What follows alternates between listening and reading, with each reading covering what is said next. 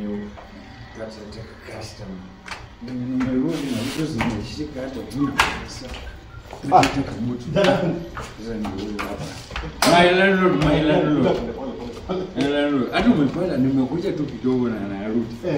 Sasa niko na mazuri hapa. Yes. Unajua mimi nakuombeka mimi sibahatishi.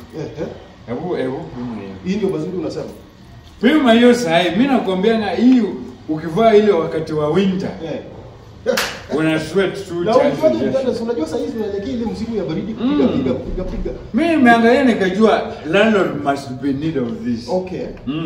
Kijana inakaa fiti. Mimi najua kuangalia bwana. Kwanza inakaa wanajeshi bwana. Ana hii sasa hata nilipata mwenye alikuwa anatumia alikuwa veteran. Okay. Na alikuwa veteran ndiye alikuwa anatumia.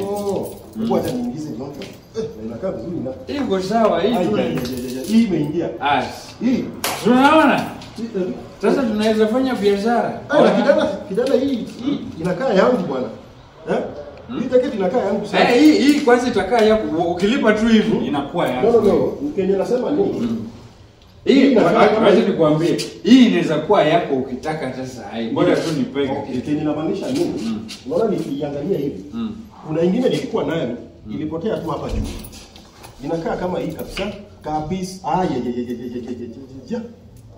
Wala la. Kijana hii. Hizi. Kijana. Hii jacket kutoa. Hii jacket kutoa wapi kijana? Wala la.